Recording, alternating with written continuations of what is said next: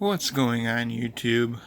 Doing a video here of um, some RAM upgrades that I'm going to be doing to my personal PC. Decided to go with G.Skill Ripjaw two 16 gig DIMMs.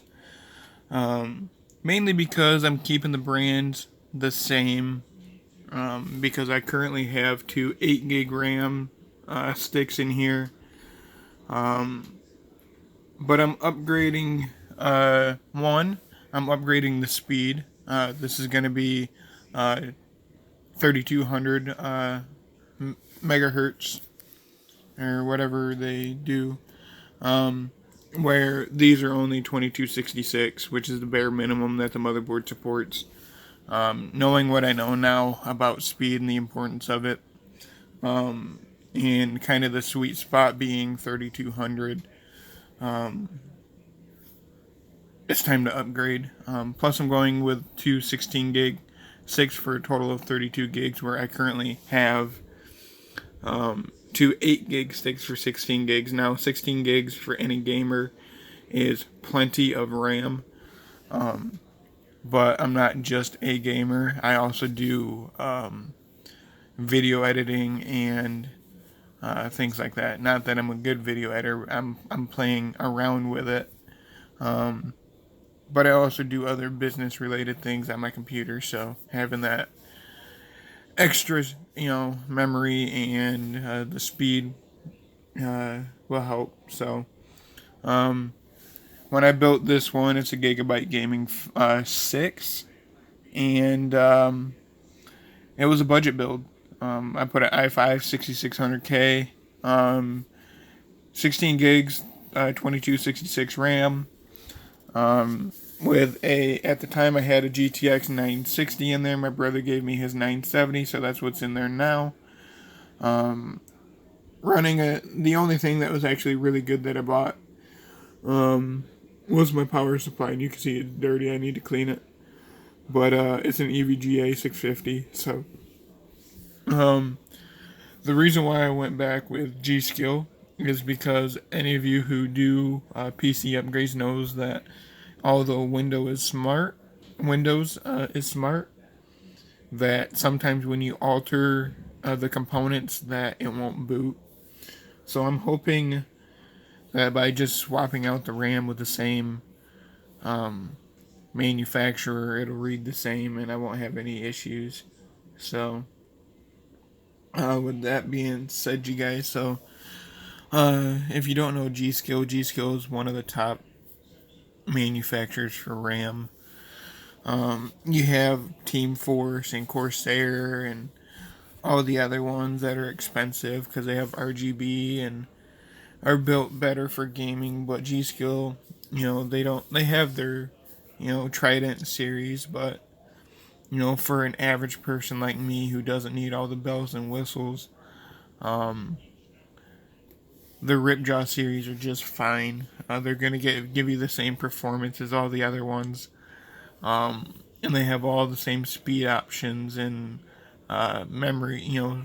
The things like that. So they have 3 different colors. They have black, red, and silver. Where I have red in here now, it kind of matched the theme a little bit. But Newegg had a sale on these. Originally they were at $122 and I got them for like $98, so it was time to upgrade. So if you don't know, I'm running DDR4 3200, where I have DDR4 2266. The 3200 megahertz is going to let you enjoy faster computing experience for gaming, video, and image editing. So basically, if you run a RTX card, a graphics card too, I'm pretty sure it'll help with rendering and things like that. So, and G.Skill rigorously, I can't speak, tested for compatibility and reliability. So, each and every Ripjaw V DDR4 memory kit is tested. with G.Skill's rigorous validation process. So basically, they put it through the test for you before they sell it, just to let you know that you're getting their top of the line. It works flawlessly for them. So, and again, 3 colors: black, silver, red. Looks like they have a blue option to come. And they're 42 millimeter in height. So they're basically continuing the tradition of aftermarket CPU coolers. So, when I get this apart, I'm gonna go in there a little bit more. So if I had my sticks in the first slot, my CPU cooler being oversized, it's a close fit, but it's manageable. So, and they're power efficient. They only draw 1.2 to 1.35 volts, and they support XMP 2.0. So if you run Intel like I do, you can set an XMP profile, and you can have basically a stock overclocking setup to get the best performance, to get your memory to fire at the speed that it's advertised. So that's another thing that people complain about in the forums, is they put their 3200 megahertz sticks in, but it only operates at 3000. It doesn't operate at the 3200. So you got to have a XMP profile selected in order to get the full potential out of your memory card. So obviously I do not know everything about it. As you can see, I was reading basically the specs. Let's look at the cast latency. I believe it's 16. So, and for those of you who don't know, that's how many nanoseconds it takes to compute. So yeah, the cast latency is 16. Timing is 16, 18, 18, 38.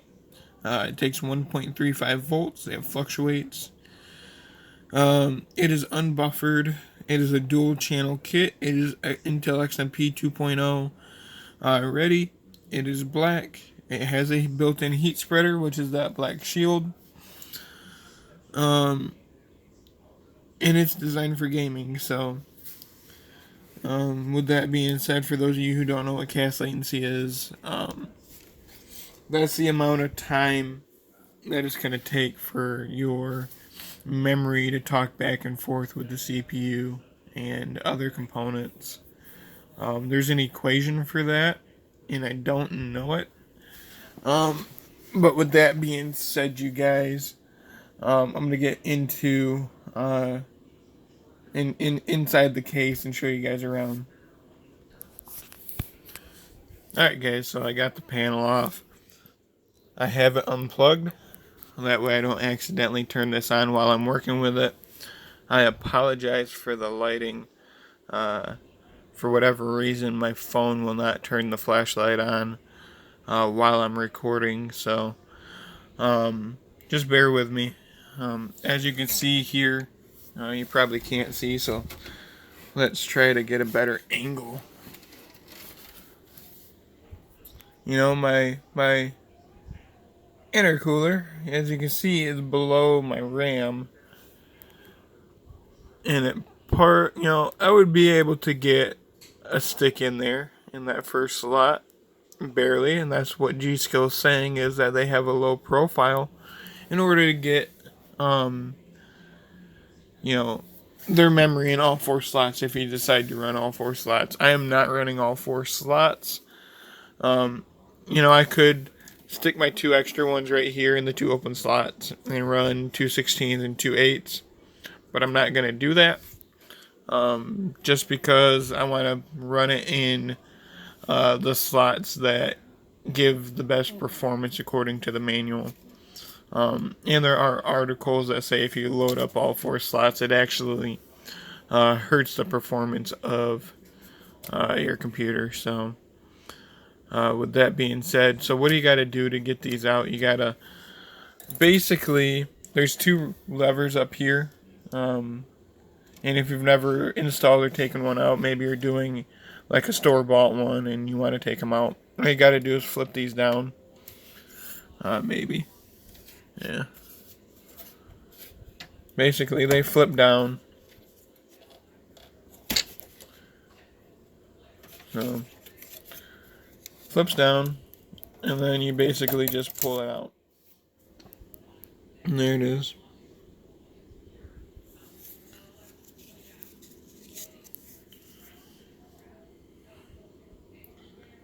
So there I am. 2133 is the megahertz. So this is the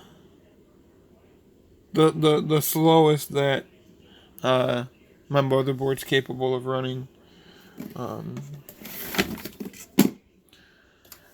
So right there's the red lever. Here I'll show you on this one. Basically, it'll be like that, and you need to make it like that. So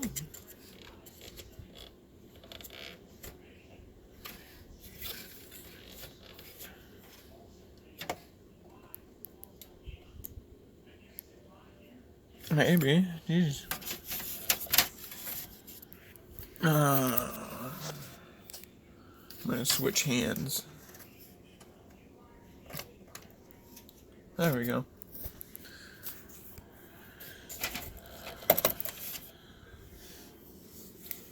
So it's pretty easy.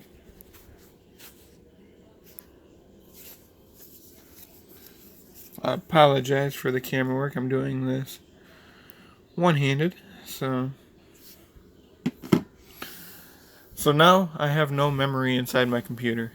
I'm going to put you on pause. I'm going to open the other pack, and I'm going to show you how to insert them. Alright, so now that I have it out, basically you want to put them back in the same way they came out.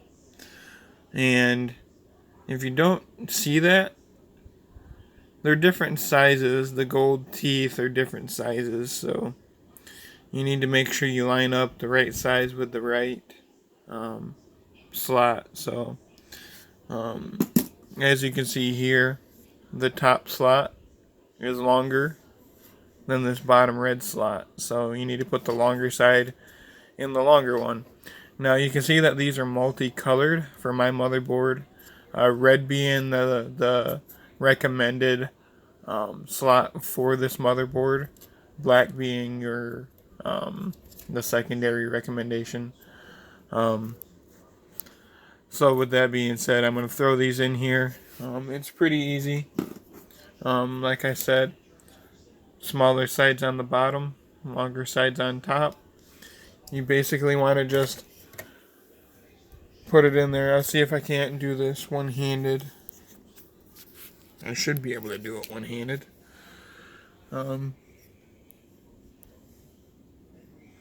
Do it one-handed and record at the same time.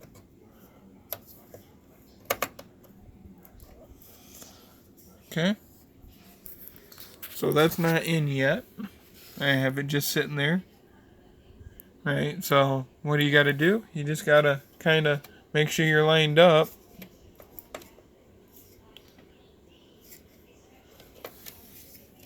Make sure you're lined up.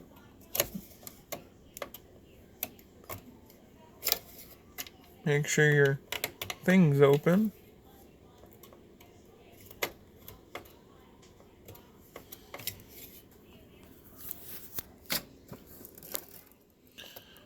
Little technical difficulties doing this one-handed, so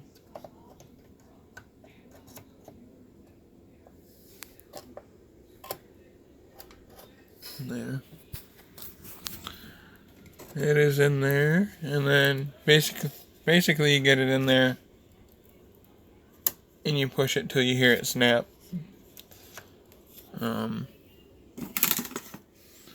know, I know this is a lot easier to do when you're not recording it, so and it doesn't help when my hands are huge.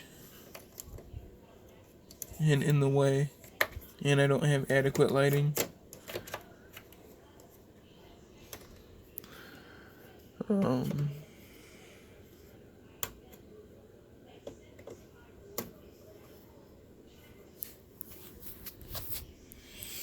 And I'm sure my camera skills are absolutely horrible.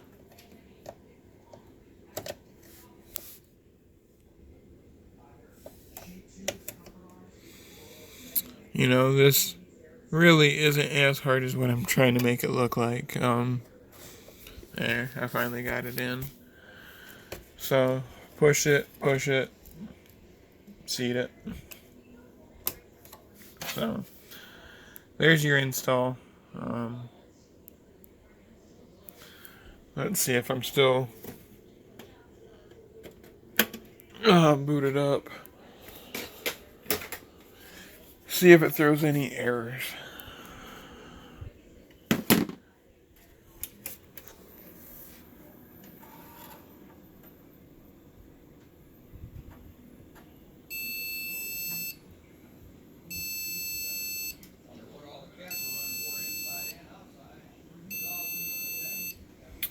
Well, that's not good.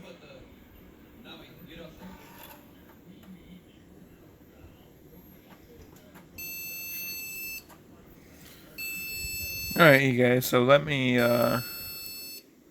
pop those back out and put them back in and see if that was the issue. Alright guys, so I just took them out, I reseated them, I made sure they were in there good.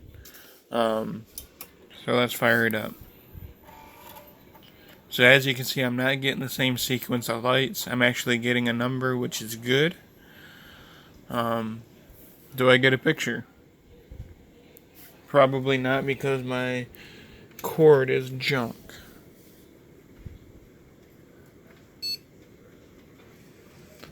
Oh, the beep is good, so. Do I get a picture? Yes, I do. So that is good. No issues, it looks like.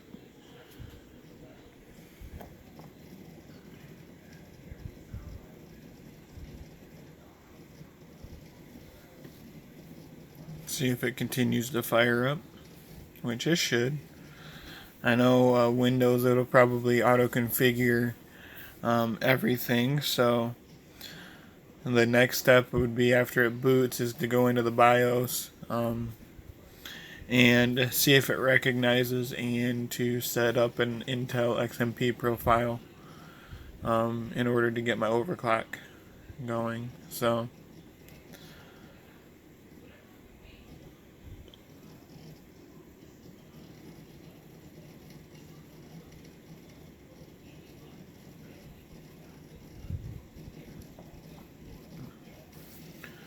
the other thing I have to put in here too is a little M.2 stick. So